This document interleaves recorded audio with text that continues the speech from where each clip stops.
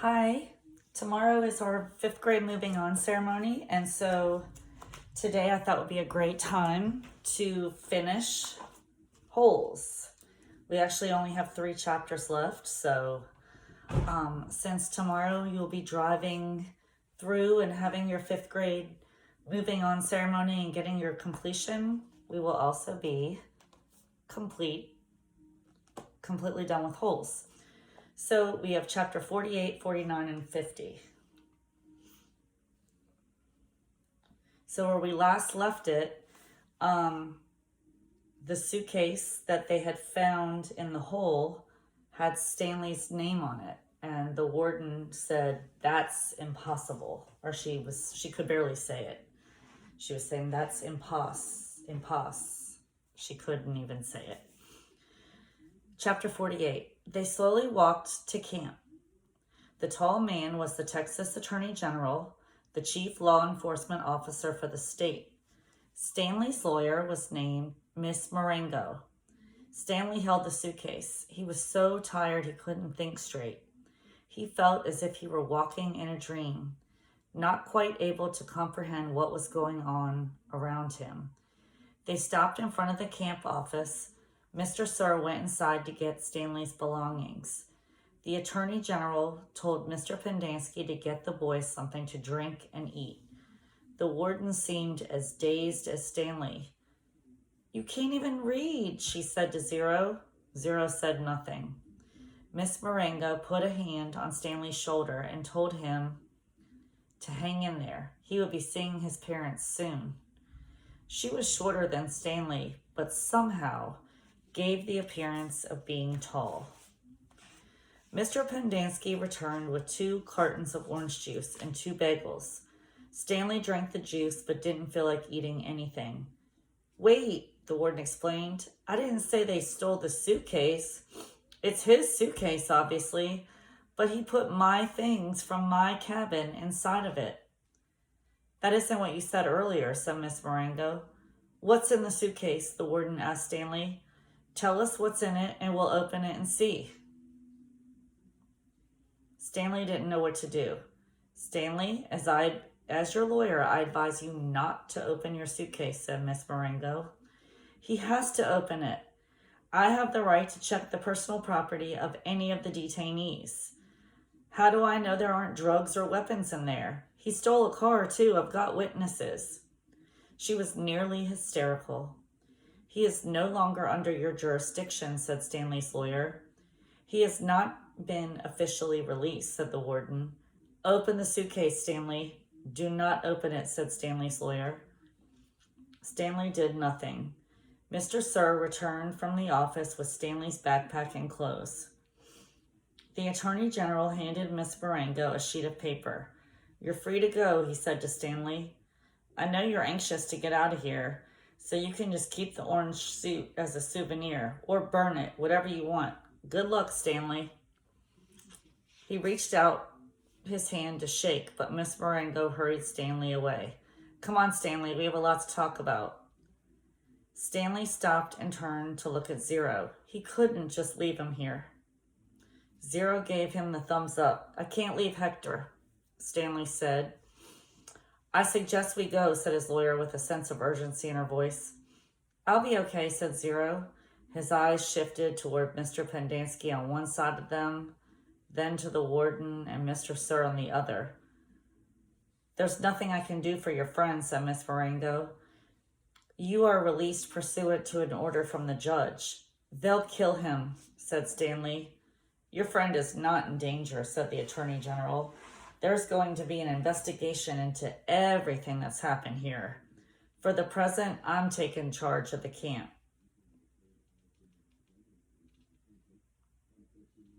"Come on, Stanley," said his lawyer. "Your parents are waiting." Stanley stayed where he was.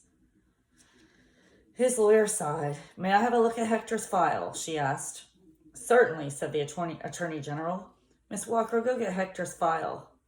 She looked at him blankly. "Well?" The warden turned to Mr. Pendanski.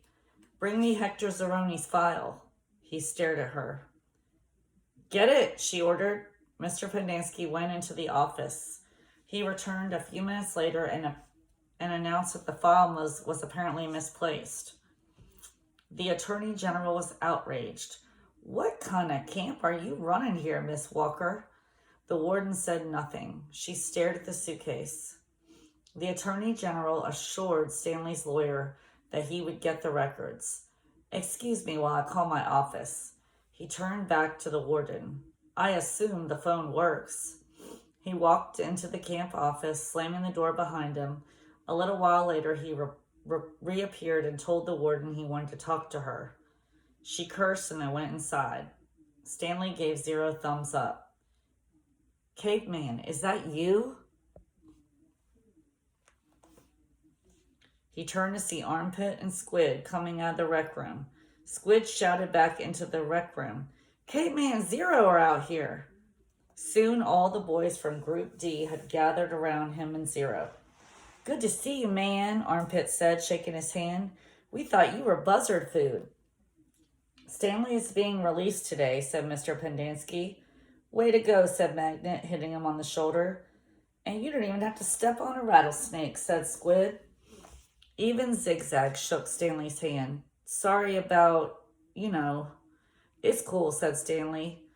"We had to lift the truck clear out of the hole," Zigzag told him. "It took everybody in C, D, and E. We just picked it right up." "It was really cool," said Twitch. X-Ray was the only one who didn't come over. Stanley saw him hang back behind the others a moment and then returned to the rec room. "Guess what?" said Magnet, glancing at Mr. Pendanski. "Mom says we don't have to dig any more holes."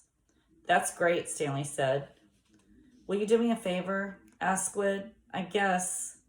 I want you to..." He turned to Miss Marengo. "Hey, lady, you have a pen and a paper I can borrow?" She gave it to him, and Squid wrote down a phone number, which he gave to Stanley. "Call my mom for me, okay? Tell her I said I was sorry. Tell her Alan said he was sorry." Stanley promised he would. "Now, you be careful out in the real world," said Armpit. "Not everybody's as nice as us." Stanley smiled. The boys departed when the warden came out of the office. The Attorney General was right behind her. "My office is having some difficulty locating Hector Zeroni's records," the Attorney General said. "So you have no claim of authority over him?" asked Miss Marengo. "I didn't say that. He's in the computer. We just can't access his records. It's like they've fallen through a hole in cyberspace." "A hole in cyberspace," Miss Marengo repeated. "How interesting. When's his release date?" "I don't know." "How long has he been here?" "Like I said, we can't..." "So what are you planning on doing with him? Keeping him confined indefinitely without justification while you go crawling through black holes in cyberspace?" The Attorney General stared at her. "He was obviously incarcerated for a reason." "Oh, and what reason was that?" The Attorney General said nothing. Stanley's lawyer took hold of Zero's hand. "Come on, Hector. You're coming with us." Chapter 49. There never used to be yellow-spotted lizards in the town of Green Lake. They didn't even come into the area until after the lake had dried up. But the town folks had heard about the red-eyed monsters living in the desert hills. One afternoon, Sam, the Onion Man, and his donkey, Mary Lou, were returning from his boat, which was anchored just a little offshore. It was late in November, and the peach trees had almost lost most of their leaves. "Sam!" someone called. He turned around to see three men running after him, waving their hats. "Afternoon, Walter, Bo, Jesse," he greeted as they walked up, catching their breath. "Glad we caught you. We're going rattlesnake hunting in the morning. We want to get some of your lizard juice," said Walter. "I ain't scared of no rattlesnake, but I don't want to come across one of them red-eyed monsters. I've seen one once, and that was enough. I knew about the red eyes, of course. I hadn't heard about the big black teeth." "It's the white tongues that get me," said Bo. Sam gave each man 2 bottles of pure onion juice. He told them to drink 1 bottle before going to bed that night, then a half a bottle in the morning, and then a half a bottle around lunchtime. "You sure this stuff works?" I'll tell you that. I'll tell you what, if it doesn't, you come back here next week and I'll give you your money back. Walter looked around unsure, and Bo and Jessie laughed. Then Sam laughed too. Even Mary Lou let out a rare hee-haw. Just remember, it's very important to drink a bottle tonight. You gotta let it get in your bloodstream. The lizards do not like onion blood. Stanley and Zero sat in the back seat of Miss Marengo's BMW. The suitcase lay between them. It was locked, and they decided they'd let Stanley's father try to open it in his workshop. You don't know what's in it, do you? She asked. No, I didn't think so. The air conditioning was on, but they drove with the windows open as well because, no offense, but you boys really smell bad. Miss Marengo explained that she was a patent attorney. I'm helping your father with a new product he's invented. He happened to mention your situation, so I did a little investigating. Clyde Livingston's sneakers were stolen somewhere between 3:15. I found a young man, Derek Dunn, who said at 3:20 you were in the bathroom fishing your notebook out of the toilet. 2 girls remembered you seeing coming out of the boys' restroom carrying a wet notebook. Stanley felt his ears redden. Even after everything he'd been through, the memory still caused him to feel shame. So you couldn't have stolen them. He didn't, I did. You did what? Asked Miss Marengo. I stole the sneakers. The lawyer actually turned around while driving and looked at him. I didn't hear that, and I advise you to make sure I don't hear it again. What did my father invent? Stanley asked. Did he find a way to recycle old sneakers? No, he's still working on that. But he invented a product that eliminates foot odor. Here, I've got a sample in my briefcase. I wish I had more. You two could bathe in it. She opened her briefcase and with one hand and passed a small bottle back to Stanley. It had a fresh and somewhat spicy smell. He handed it to Zero. What's it called? We haven't come up with a name yet, said Miss Marengo. It smells familiar, said Zero. Peaches, right? That's what everybody says. A short while later, both boys fell asleep. Behind them, the sky turned black, and for the first time in over 100 years, a drop of rain fell onto the empty lake. Part 3, last chapter, chapter 50. Stanley's mother insists that there was never a curse. She even doubts whether Stanley's great-great-grandfather really stole a pig. The reader might find it interesting, however, that Stanley's father invented his cure for foot odor the day after the great-great-grandson of Ilya Yelnats carried the great-great-great-grandson of Madame Zeroni up the mountain. The Attorney General closed Camp Green Lake. Miss Walker, who was in desperate need of money, had to sell the land, which had been in her family for generations. It was bought by a national organization dedicated to the well-being of young girls. In a few years, Camp Green Lake will become a Girl Scout camp. This is pretty much the end of the story. The reader probably still has some questions, but unfortunately, from here on in, the answers tend to be long and tedious. While Mrs. Bell, Stanley's former math teacher, might want to know the percentage change in Stanley's weight, the reader probably cares more about the change in Stanley's character and self-confidence. But those changes are subtle and hard to measure, and there is no simple answer. Even the contents of the suitcase turned out to be somewhat tedious. Stanley's father pried it open in his workshop, and at first everyone gasped at the sparkling jewels. Stanley thought he and Hector had become millionaires, but the jewels were of poor quality, worth no more than $20,000. Underneath the jewels was a stack of papers that had once belonged to the first Stanley Yelnats. They were stock certificates, deeds of trust, and promissory notes. They were hard to read and more difficult to understand. Miss Marengo's law firm spent more than 2 months going through all the papers. They turned out to be a lot more valuable than the jewels. After legal fees and taxes, Stanley and Zero each received less than $1 million, but not a lot less. It was enough for Stanley to buy his family a new house with a laboratory in the basement, and for Hector to hire a team of private investigators. But it would be boring to go through all the tedious details of all the changes in their lives. Instead, the reader will be presented with one last scene, which took place almost a year and a half after Stanley and Hector left Camp Green Lake. You will have to fill in the holes yourself. There was a small party at the Yelnats' house.